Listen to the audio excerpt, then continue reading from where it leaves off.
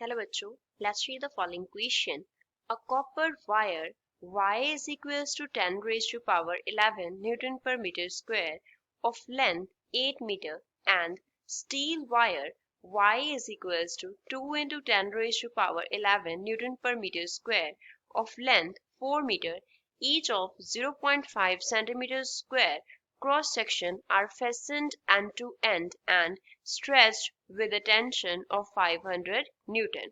Question में हमें copper wire दिया है, उसका जो लेंथ है वो 8 मीटर है, एक स्टील वायर है उसका लेंथ 4 मीटर है, दोनों का area of cross section 0.5 centimetre square है, उनको एंड टू एंड एक दूसरे से अटैच किया गया है एंड देन स्ट्रेच किया गया with a tension of 500 Newton.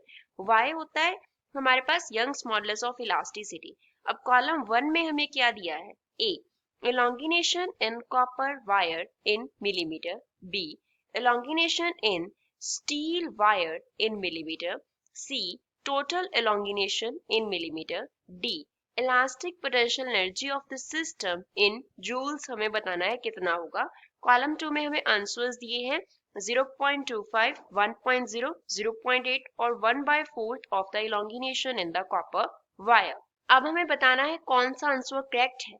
हमारे पास ABCD 4 ऑप्शंस हैं। ए में A 3 के साथ मैच होगा, B 4 के साथ, C 2 के साथ, D 1 के साथ। B option says A 4, B 2, C 3, D 1। C option A 1 के साथ, B 2 के साथ, C 3 के साथ, D 4 के साथ मैच होगा। लास्ट ऑप्शन A 2 के साथ, B 1 के साथ, C 3 के साथ एंड D 4 के साथ मैच होगा। First of all, we will talk about the key concept used in the question. इस क्वेश्चन को सॉल्व करने के लिए हम क्या की कॉन्सेप्ट यूज करेंगे? हमारे पास y का वैल्यू दिया है। y होता है Young's modulus of elasticity. Young's modulus of elasticity के लिए हमारे पास फॉर्मूला होता है F इंटू एल अपॉन में होता है हमारे पास A इंटू डेल्टा एल। अब यहाँ पे जो F है वो रिप्रेजेंट करता है कि हम कितना फोर्स अप्लाई कर रहे हैं।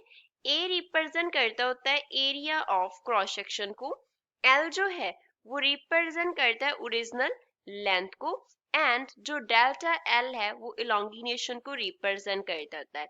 इलोंगिनेशन डेल्टा L इज एलोंगेशन। अब यहाँ से हम डेल्टा L इजीली निकाल सकते हैं। दूसरा हमें क्या निकालना है? पोटेंशियल एनर्जी सिस्टम में इलास्टिक पोटेंशियल एनर्जी कितना स्टोर होगा।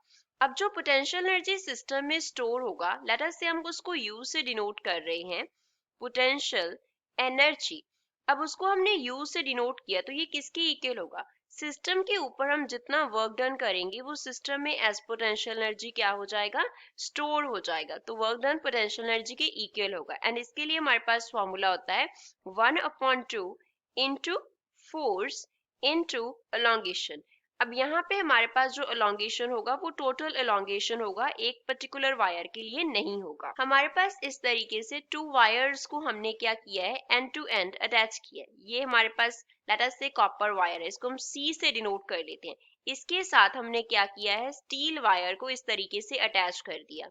ये क्या हो गया? स्टील वायर हो गया। इसकी लेंथ हमें 4 मीटर दी है तो इसको हम क्या कर लेते हैं? स्मॉल ड्रॉ कर लेते हैं। अब इसको इस तरीके से हमने क्या किया है? स्ट्रेच किया है। जिस फोर्स के साथ स्ट्रेच किया है उसको हम इक्वल लेंगे टेंशन T के। T जो है वो यहाँ पे टेंशन को डिनोट करता है और टेंशन का जो वैल्यू है वो हमें कितना दिया गया है? That is equals to 500 newton. अब लेट अस से कि जो स्टील वायर में एलोंगेशन हो रहा है वो हमारे पास कितना है? डेल्टा एल एस है। जो कॉपर वायर में हमारे पास एलोंगेशन हो रहा है लेट अस से वो डेल्टा एल सी है। अब delta L C and delta L S निकालते हैं। पहले डेल्टा एल सी निकालने के लिए हम क्या फॉर्मूला यूज करेंगे? F into L. अब यहाँ पे लेंथ ऑफ कॉपर वायर आ जाएगा अपॉन में area A as it is आ गया and Young's modulus of elasticity for हमारे पास कॉपर वायर होगा। अब जो फोर्स अप्लाई कर रहे हैं वो दोनों पे इक्वल है, that is equals to 500 newton. Length of the copper wire हमें कितना दिया गया है? 8 मीटर दिया गया है। आंसर हमें मिलीमीटर में निकालना है। जो YC है हमारे पास, Young smallness of elasticity for copper wire, उसका वैल्यू हमें दिया गया है 10⁻11 and area of cross section A का वैल्यू है हमारे पास 0.5 सेंटीमीटर स्क्वायर इसके यूनिट्स हैं। तो इसको हमें अगर मीटर में कन्वर्ट करना हो तो हम क्या लिखेंगे, 0.5 इंटू 10⁻⁻4 हो जाएगा, यूनिट्स हो जाएंगे मीटर स्क्वायर। तो यहाँ से डेल्टा एल सी इक्वल हो जाएगा, एफ का वैल्यू कितना हो गया 500 into L C that is 8 upon में area of cross section 5 into 10⁻⁻4, ये 0.5 है हमारे पास, multiply by Y C that is 10⁻11। तो यहाँ से delta L C elongation in copper wire हमारे पास आ जाएगा 8 इंटू 10⁻⁻4 यूनिट्स होंगे मीटर, और we can write delta LC is equals to 0.8 into 10⁻³ metre. अब यहाँ से क्योंकि हमें मिलीमीटर में लिखना है तो डेल्टा LC हमारे पास आ गया 0.8 मिलीमीटर।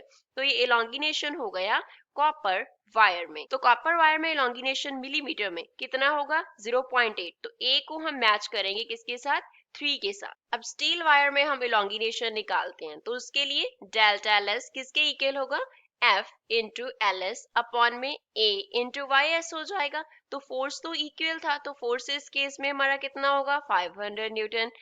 एल एस लेंथ हमें दिया है 4 metre and area of cross section A जो है वो हमारे पास कितना है, दैट इज जैसे हमने प्रीवियसली लिखा था मीटर में 0.5 इंटू 10⁻⁻4 मीटर स्क्वायर हो जाएगा। यंग स्मॉलनेस ऑफ इलास्टिसिटी का वैल्यू दिया है 2 इंटू 10⁻11। तो यहाँ पे वैल्यूज फिल कर देते हैं। So delta L S will be equals to 500 multiply by L S that is 4 upon में area of cross section 0.5 into 10⁻⁻4 multiply by Y S that is 2 into 10⁻11 है। तो यहाँ से हमारे पास डेल्टा एल एस का जो वैल्यू है ये बन जाएगा 2 इंटू 10⁻⁻4 यूनिट्स होंगे मीटर, और we can write delta ls is equals to 0.2 into 10⁻³ metre. तो ये हमारे पास यहाँ से आ गया delta ls is equals to 0.2 millimetre, और we can write delta ls is equals to 1/4 of delta lc। जो इलोंगिनेशन होगा स्टील वायर में वो कॉपर वायर के कंपैरिजन में 1/4 होगा। तो जो B है उसको हम किसके साथ मैच करेंगे, 4th के साथ मैच करेंगे। elongation in steel wire in millimeter is 1/4 of the elongation in copper wire। अब C में हमें निकालना है total elongation in millimeter। तो total elongation हम कैसे निकालेंगे, total elongation, let us say total elongation को हम डेल्टा L से डिनोट कर रहे हैं, तो ये हमारे पास simply delta LC plus delta L S के इक्वल होगा। तो डेल्टा एल इक्वल आ गया 0.8 प्लस 0.2 के। So from here we can write delta L is equals to 1 millimetre. तो टोटल जो इलोंगेशन होगा वो होगा 1 मिलीमीटर। तो सी को किसके साथ मैच करेंगे, सेकंड के साथ। तो ये हमारा सेकंड के साथ मैच हो गया।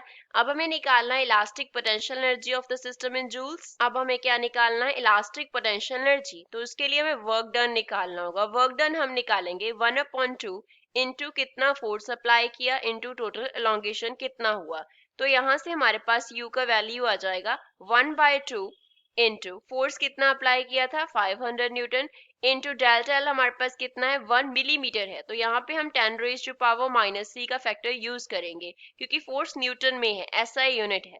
तो L को हमने 1 इंटू 10⁻³ मीटर सब्स्टिट्यूट किया है। तो यहाँ से U का वैल्यू 500 को 2 से डिवाइड करेंगे तो ये होगा 250 मल्टीप्लाई बाय 10⁻³ है। तो यहाँ से हमारे पास U का वैल्यू आ जाएगा 0.25 एंड यूनिट्स क्या होंगे, जूल। तो ये हमारा क्या हो गया, इलास्टिक पोटेंशियल एनर्जी के लिए वैल्यू हो गया। तो गिवन ऑप्शन में से डी को हम किसके साथ मैच करेंगे, फर्स्ट के साथ मैच करेंगे। दैट मीन्स ए हमारा इस क्वेश्चन का करेक्ट आंसर होगा। A with 3, B with 4, C with 2 and D with 1। I hope you understood well. Thanks.